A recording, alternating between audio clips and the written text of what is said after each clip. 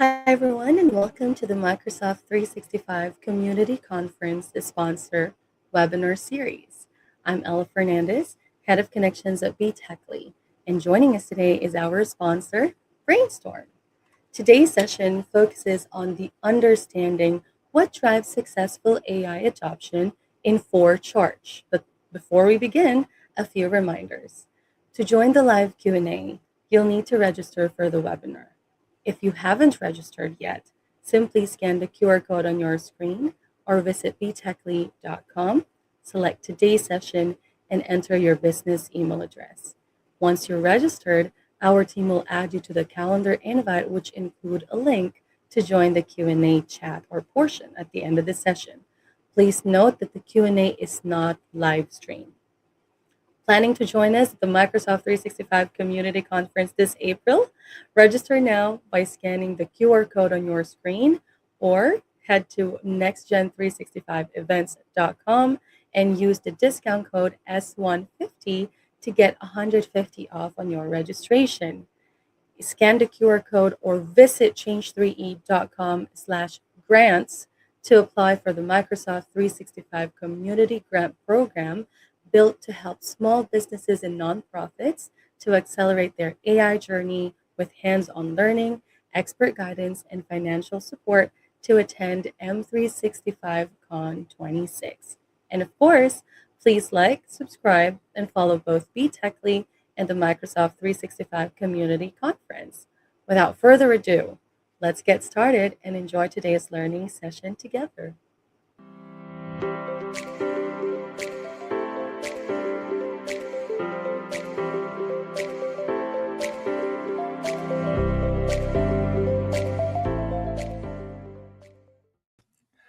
Hello, everyone.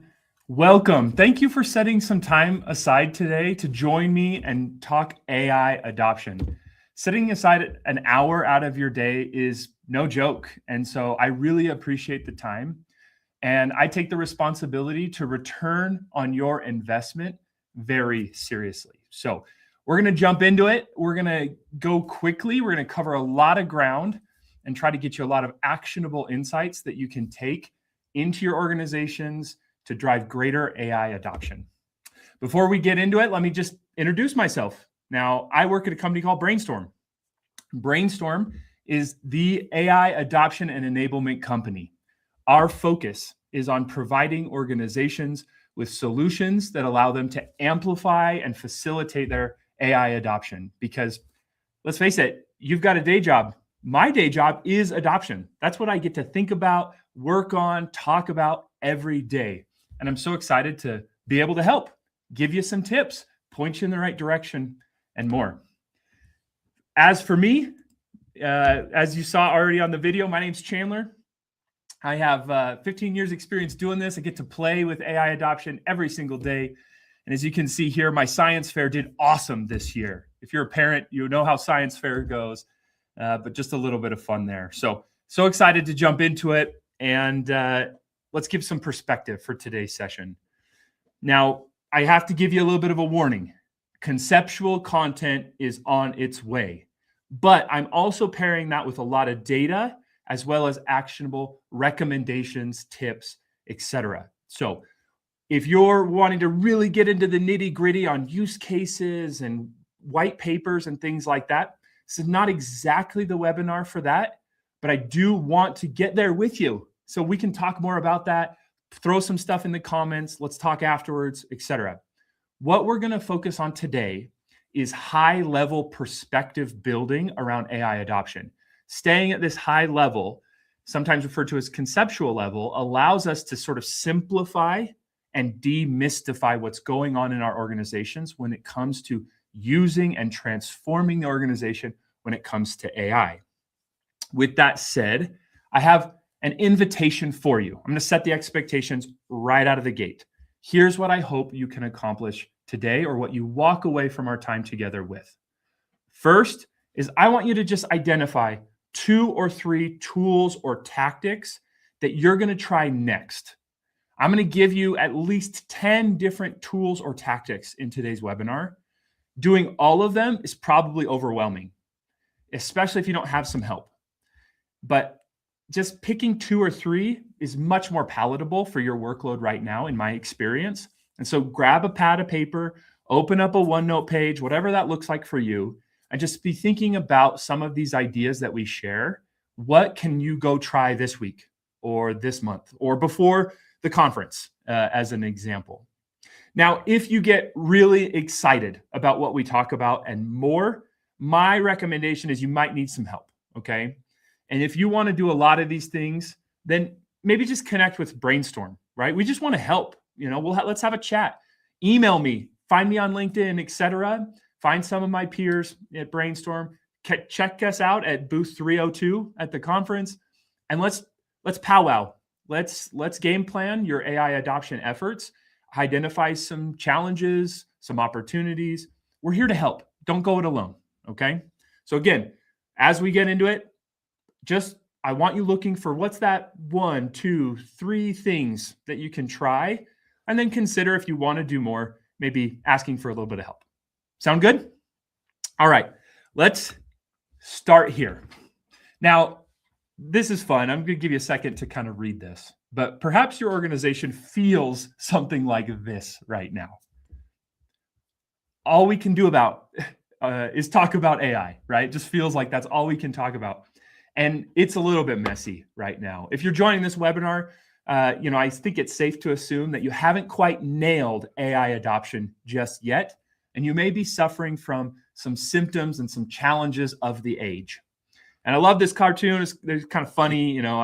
You're probably thinking about, oh, that's totally John or that's Jane or, in my organization type of thing. But truth is that you don't see any box on this cartoon of like, well, the tool didn't work. And that's because most of our AI adoption challenges right now have very little to do with the tool, with the AI models or the AI providers that we have. The majority of it is all about our people and our processes, okay? So I love this quote from OpenAI themselves, but most of the big AI providers are saying something very similar.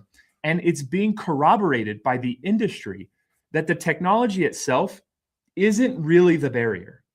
It's that our organizational readiness, our people and process aren't getting enough support. As we go through these 4 conceptual charts, I want you to be looking for the organizational readiness piece, the people, the process. What can I do there? Because you and I know that the technology is pretty amazing right now and doing a lot of good.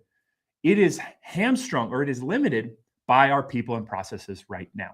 So that's what we're going to work on today.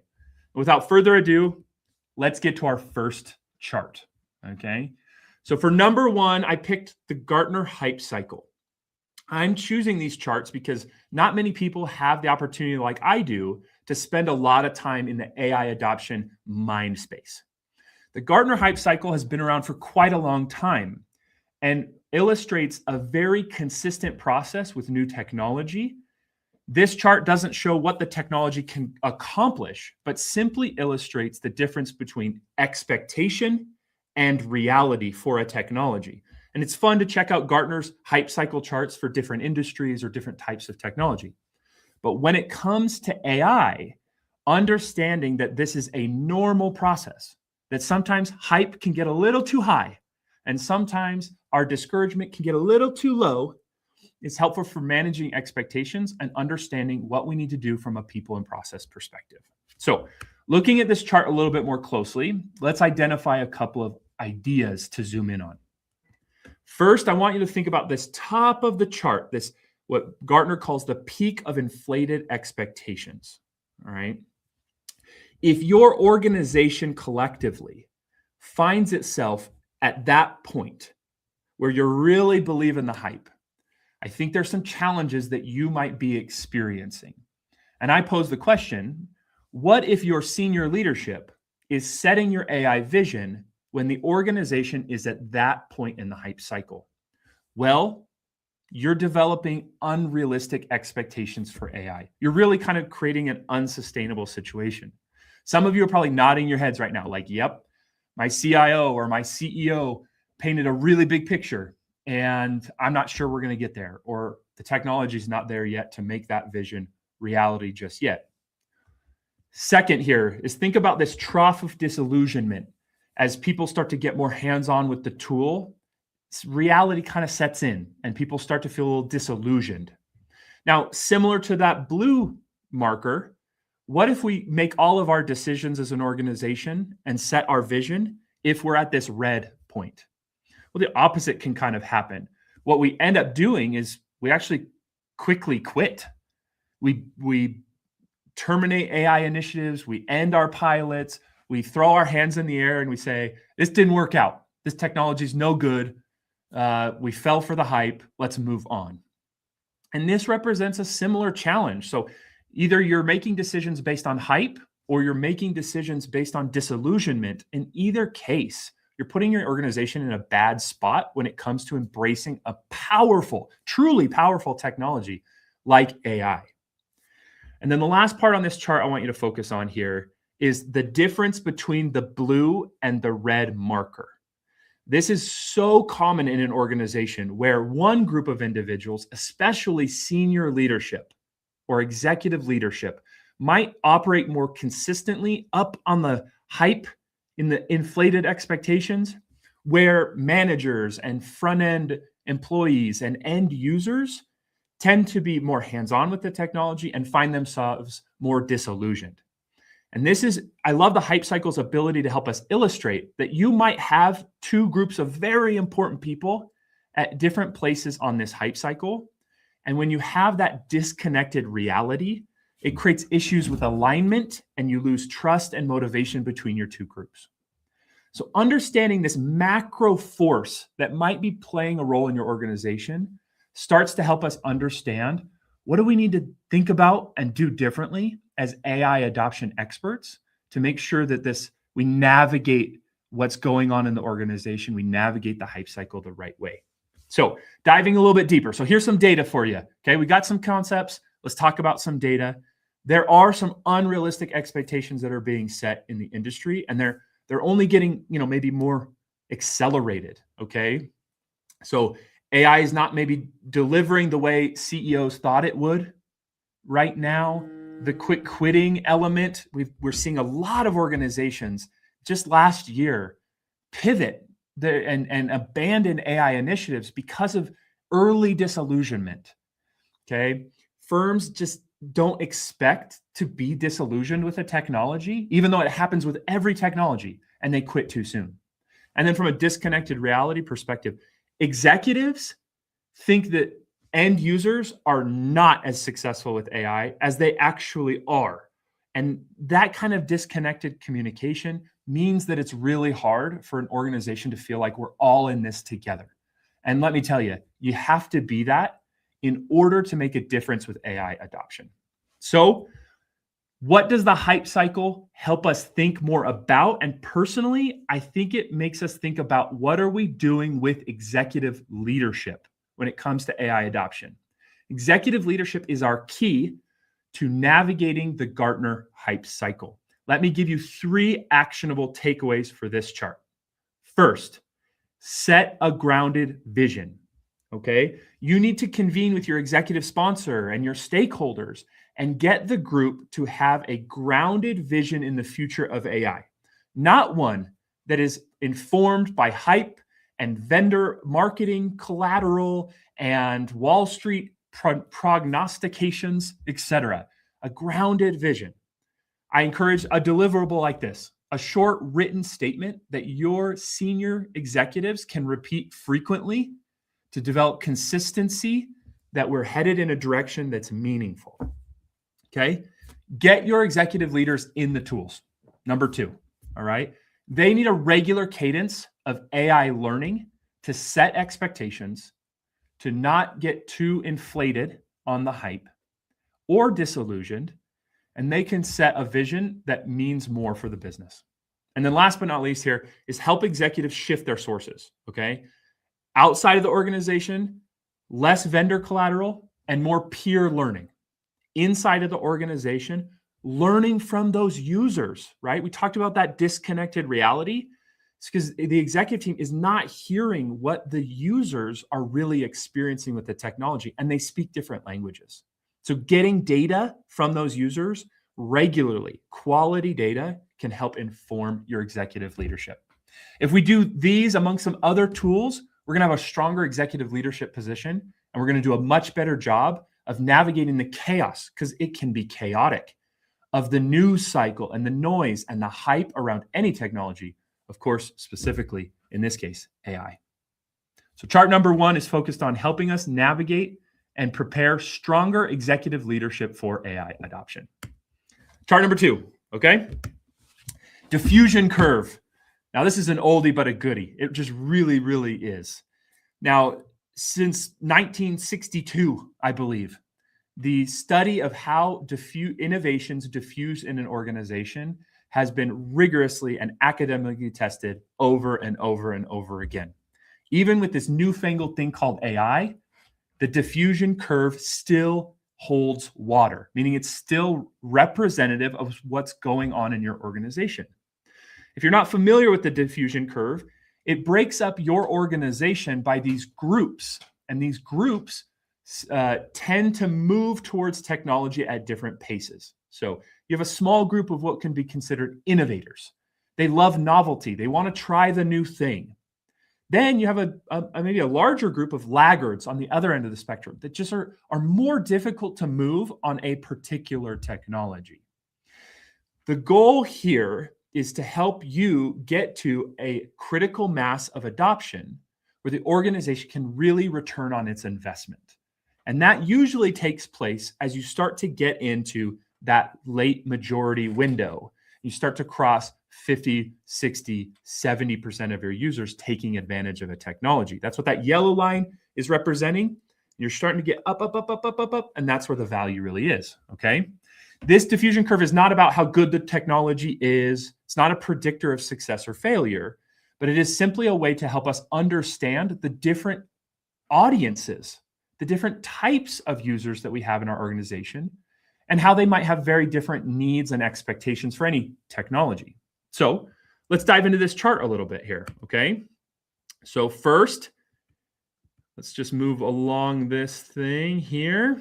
Okay, so first is thinking about your AI adoption, not in a one-size-fits-all kind of approach, because one size fits none. If we're speaking to all of our users in only one way, then we only stand the chance to maybe satisfy one of these groups, to speak the language of one of these groups, like innovators. Talking about how advanced and exciting the technology is certainly speaks to them, but it definitely probably doesn't speak to a late majority, as an example. We need to be thinking about the distinct motivations and background of our different user groups in the organization. Number 2 here is, I've seen this a lot, is organizations tend to overserve the edges. They either put way too much energy in trying to bring the laggards along, which is really just, the juice isn't worth the squeeze there. You're talking about the last percentages of value from your organization, and it might not be worth really pushing that hard. And the same goes for your innovators group. This is a group that largely does not need the level of support that you may be offering. They're excited to participate. They're the first ones that sign up for your training sessions and for your promptathons because they're excited. But at the end of the day, they're already probably using the technology or would get there on their own. What we need to be focused on is supporting more of the middle and designing things for the middle. And then last but not least is crossing the chasm here. Roger Moore coined that phrase because the most difficult part of this journey is not getting innovators and early adopters.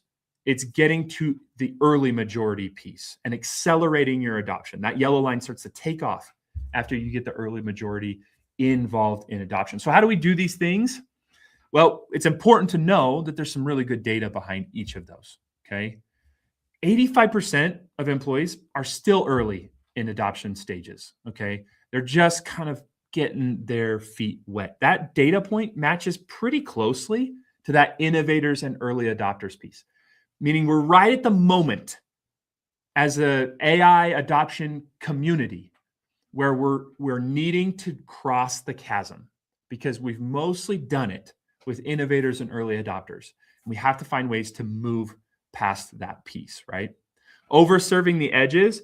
Now, you can read all this data points, but I've spent too much time running around the country and doing all sorts of training and consulting and things like that to just not know that sometimes our best intentions are poorly invested. I remember traveling around Texas, working for a health organization at the time, and going from site to site, from San Antonio to Waco to Austin to Houston, and participating in envisioning sessions on how they can use the cloud.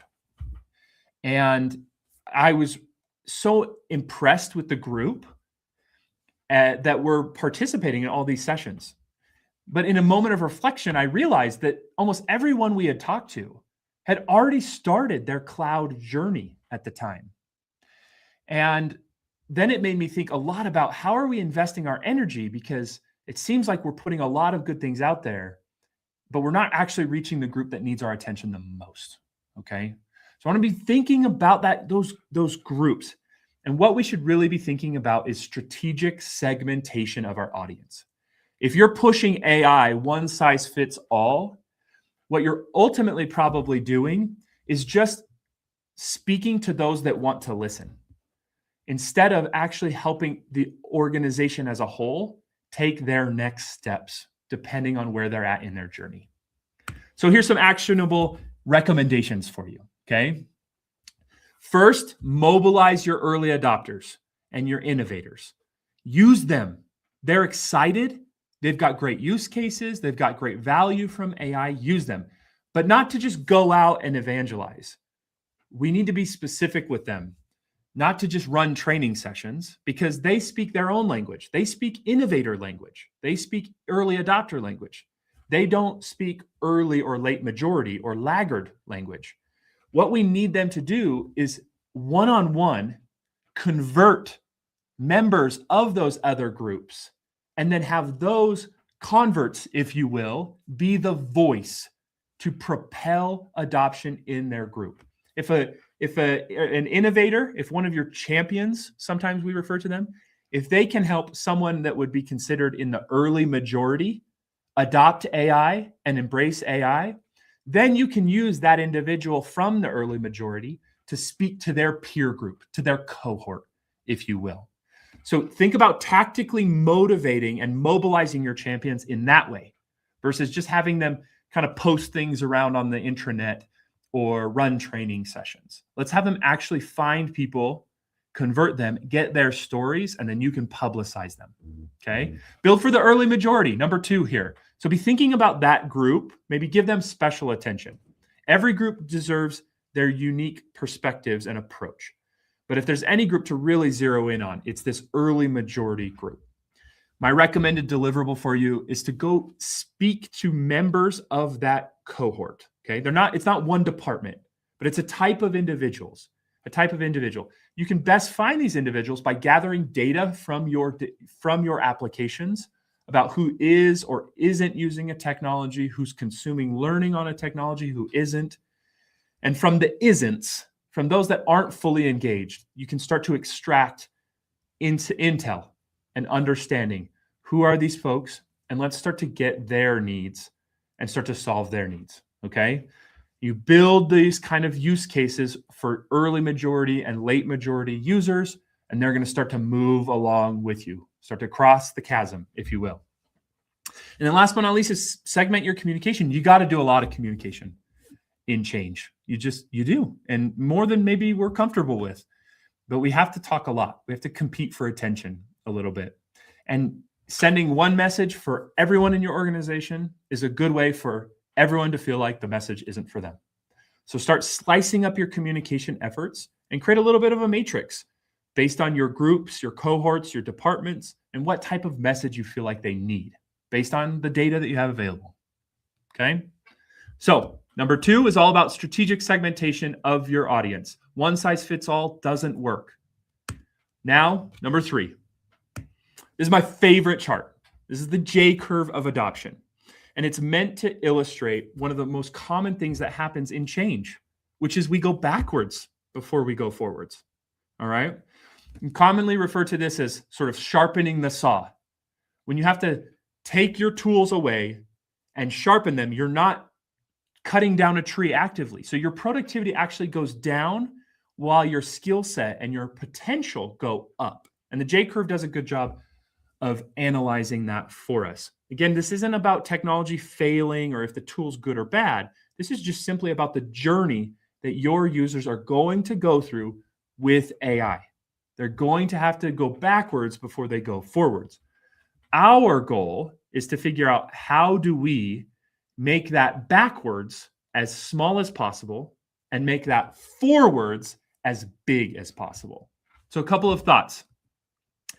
First, we need to shrink the dip, okay? We don't want them going way, way backwards because we still got work to do every single day at our jobs. So we need to be thinking about how do we minimize the depth of that dip, okay? Second here, and it's hard to show this on this, I couldn't think of a good way to visualize this on the PowerPoint, but how do we shorten the dip? How do we shorten the period of disruption, okay? And then lastly is as we come out of that dip, out of that period of disruption, how do we make sure that we don't stop short, but that we ultimately reach a rewarding recovery after our dip, okay?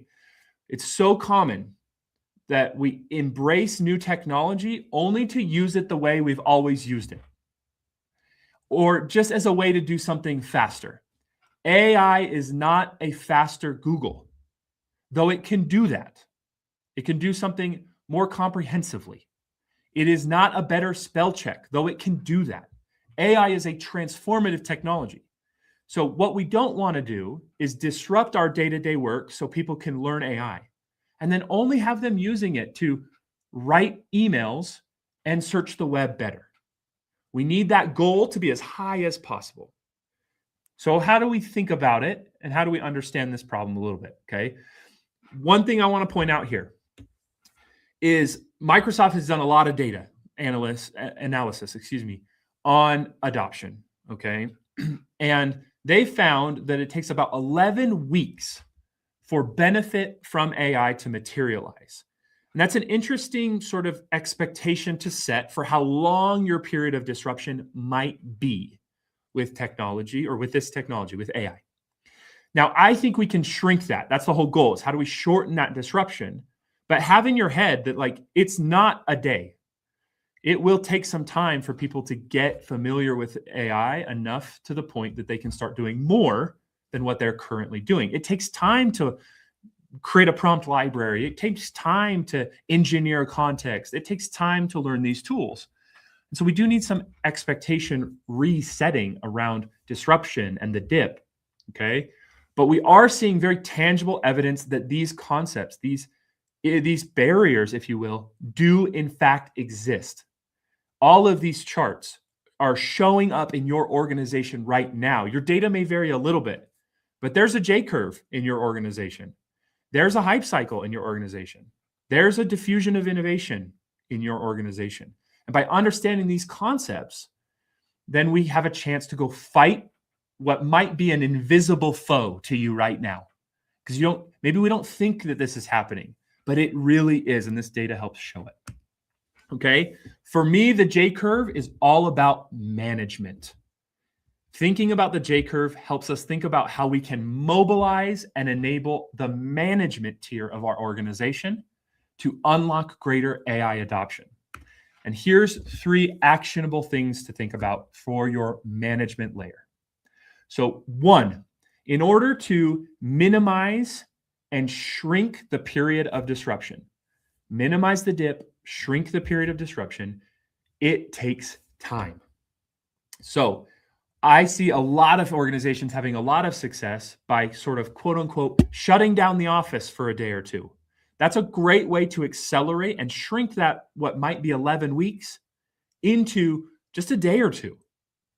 And it's because we're not incrementally learning AI, we're really getting aggressive about it. Now that might not work for your organization or for your team, but what you absolutely need to do is encourage time and space for learning. And managers are going to be the best ones to do that or to ruin that for you. So we need to be coaching our managers that they should be making time for AI evolution and growth. Invite them, challenge them, track them on how they're inviting and making time and space for their teams. Next is if a manager, we know this, data has my back here. I've shared some, I can share even more. Is if my manager is not using AI, I'm very unlikely to use AI. And if my manager doesn't expect me to use AI, then I am expecting to work the same way I always have. That is the basic paradigm we're currently operating or fighting against with AI adoption. So you better believe that making sure your managers are using AI and expecting people to use AI is important to your success. Here's a deliverable. Give your managers a set of AI challenges or exercises that they can share with their team, they can discuss, they can work on together. And it's a good way to seed your managers with things they can talk about when it comes to AI, when they themselves may not be an early adopter or an innovator of AI. But we need them to get moving, so let's help them get moving with approachable exercises. And last here on this front and this chart is make sure your managers have a vision for what AI could do to their team. This is a little bit related to what we talked about with executive sponsors, which is like, hey, make sure that they're using the tools and they have a real appreciation of what's possible today and a vision for what's possible tomorrow by talking to peers. Your managers need to do some of that as well. Think about bringing your managers together for regular learning and giving them regular communication about use cases and opportunities and examples. But ultimately, the deliverable that might need to culminate into is a vision statement for AI for the team. Now, I know personally, I can just speak to my personal example. I have worked really hard with my team to make sure that we have a shared vision of what AI will do and possibly could do to and for our team. And I found that to be very helpful in aligning everyone's intention and effort around AI. We're speaking the same language about where we're headed and where AI is headed. And it's been able to accelerate our progress. This is a good recommendation, is to get managers doing this. So set up a feedback loop, give them some training, bring them into a meeting, send them out a course on how to do this, and then drive some accountability back. Hey, get your executive sponsor involved and have them let managers know that we want you to submit your vision statements by this date and time. And then guess what? You can use AI to analyze all of them, identify which vision statements are too big, too small, and then you can provide some coaching to your managers. Unlocking your manager group might do more for you than almost anything we've talked about today. But it's so important to invest in it because they're the ones that can help battle the J curve. They can minimize the dip. They can shorten the period of disruption, and they can make sure that what happens after the dip is meeting expectation and not just rewriting status quo. Okay. As we're going along, I hope you got some comments. Please provide them. We're headed towards the Q&A session here in just a little bit, but I hope you're continuing to identify what are the 2 or 3 things I can try, or gosh, maybe we need to have a more in-depth conversation about what's possible. All right, let's hit our last chart, okay? This is Adopt. Now, this one's from BrainStorm. I have a change management background, and there's so many wonderful change management frameworks out there to help illustrate how people move through the change process. At BrainStorm, we prefer laying it out like this, using the acronym of ADOPT. Each phrase, each word represents a specific journey that we need to create for our user population. Awareness is about helping people come to an acknowledgement that change is possible and maybe even needed. Desire is helping them cultivate a personal commitment to making that change. Orientation is helping them learn how to move forward, but also helping them understand where they're at today and where that technology, in this case, can make a big impact for them. Participation is about moving knowledge to action. Just because we know something doesn't mean we do it. And I think you all can really attest to that. We all get it. I know that running helps me be healthy, but that doesn't mean I run all the time. Knowledge doesn't always mean action. So participation is getting action to take place. And then just because I did something doesn't mean that it has become something. And that's what transformation is. So looking at this chart, here's just a couple things I want to highlight for our learning today. One is invest more in why. Out of any of this journey, the piece that is most often neglected is awareness and desire. We're just not doing enough of it. We're not communicating enough of it. We're sending people to training after the first time we talk to them. And it's just not enough. We need to spend more time cultivating awareness and desire. And yes, that means more communication. That means more visualization for organizations and users. Orientation is number 2. And honestly, it's not just training. Personally, while BrainStorm does a lot of what would be considered training, I kind of hate the word because we ruined it. We ruined it because we didn't do enough awareness and desire in the past. And people got to training, they got to learning, and they weren't set up for success. Their expectations weren't well managed, and it was a terrible experience. So everyone hates going to training now. Orientation is not only about that learning component, but it is also about the understanding where you're at and where this fits in. And AI is really critical here. Use cases really matter. So it's not just about, hey, how do you type a prompt? Because frankly, most everyone knows how to type, and they can understand that the prompt box in AI is where you do the typing. And they know their natural language. So with AI, there's not a lot of really in-depth technical tricks or tips, or even a bunch of buttons and clicks. What they really need to understand is how to orient themselves towards creating value with AI and be exposed to the learning necessary to unlock a greater perspective. And then last one here is that participation is not the finish line. You have to climb the mountain to transformation. Just because you cooked dinner last night doesn't mean you're a chef. Just because you tried Copilot Chat doesn't mean you've rethought how your work can get done with AI. So we have to go farther. We have to push a little bit harder. The Adopt framework I find to be a useful tool to help us orient maybe even all of our AI adoption efforts. Throughout our presentation today, I listed off, I think if I counted right, 10 different kind of actionable takeaways or deliverables. Each of those deliverables could map to one of these stages in the journey that we're helping our users move through. Now, if you have any background in change management, you've probably come to an appreciation that there's about a bazillion things that we can do to help encourage change. The toolkit is really extensive. So today we didn't get into all the tools that are possible, but this is my attempt to orient some of those challenges, some of those deliverables, and some of those actionable takeaways into that sort of Adopt framework. So let's just speak to this for a couple minutes, okay? So awareness, again, is consistent, repeated communication.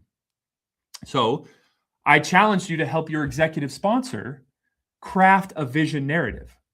That vision narrative should be part of your consistent and repeated communication. That will help develop awareness as well as desire. Those two kind of bleed together. I encouraged you to do sort of a role-based use case audit from your early majority or late majority users. Go find out what kind of use cases they have for AI, and let's figure that out. Once you figure those out, communicating that those are possible, so there are possible solutions to those use cases with AI helps cultivate relevant desire. So as an example, if you go out and find that most of your finance department have not fully adopted AI, and they could be considered part of the early or late majority, and maybe even some laggards, but you understand that there are 2 or 3 AI use cases that are very approachable right now that could help finance use cases, finance personas. and you put that into communication to the finance group, that's going to help them cultivate a desire more quickly than if you just say, hey, AI is magic, or AI does this awesome thing for the sales team, okay? In orientation, we talked about developing a regular AI learning cadence for your executive team, among any other group in your organization, frankly.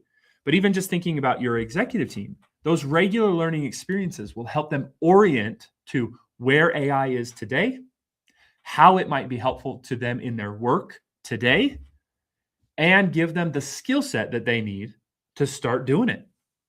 When your executives and leaders talk the talk and walk the walk, your organization is going to move forward. From a participation perspective, so as an example, we talked about empowering your managers with a set of AI exercises. What a great way to encourage participation, because you're giving your users a set of things to try that are going to be easy or approachable, and their manager's going to be right there with them saying, let's do it together. What a great way to get early AI participation. And then last but not least, we talked about data in transformation. There's so many ways to get really good data. Our platform in BrainStorm is built on the tenet that data drives important decisions. And in order to make change, we have to have a clear view of what's happening in the organization. So in order to understand, are we transforming the way we need to transform? We need to set up ways to aggregate that data and pull that data. And once we have the data, we need to spend time with it, as we discussed earlier. We have covered so much ground pretty quickly, okay? You've gotten like a master's degree in AI adoption from a conceptual perspective in just about 40-something minutes, okay? Again, these are largely conceptual because the oversimplification helps us demystify invisible forces that are holding your AI adoption back. Once you can look at it from a clearer, higher view, that can inspire more tactical strategies for overcoming any of these particular barriers that you might be seeing in holding AI adoption back in your organization. Cumulatively, it can be quite a bit of a job. Change was never easy, is never really that easy. But when we have the right perspective, being successful does become easier. And it helps when we have the right toolkit to enable and facilitate all of these activities. Of course, that's what BrainStorm's focused on doing, is helping make change easier and unlock the value that is living in this powerful technology to allow your organization to achieve more. So with that, I think we've given you a lot to digest. Hopefully a little bit of a fire hose there. If so, that means we did a good job. And now let's start to transition into a Q&A session, because I want to make sure that we're helping, right? What thoughts do you have? What questions do you have? And let's spend some time jumping into the questions and to your suggestions and thoughts, and see where that takes us to, again, augment your AI adoption toolkit even farther. So with that, I'll hand it back off to the team, and let's go to the Q&A. Thank you so much, Chandler, for that outstanding and amazing session. It's really great insights. To everyone watching us on the live stream, thank you so much for being here. And we'll be wrapping it up shortly. Join us at the Microsoft 365 Community Conference happening April 21st to 23rd in Orlando, and save $150 when you register with code SAVE150. To register, scan the QR code that's showing on your screen right now, or head to nextgen365events.com. To apply for the Microsoft 365 Community Grant Program, scan the QR code on your screen or visit change3e.com/grants, supporting small businesses and nonprofits with hands-on learning, expert guidance, and financial assistance for hashtag M365Con26. Now, if you'd like to participate in the live Q&A with Chandler, please be sure that you joined us using the link provided in your calendar invite. Bye.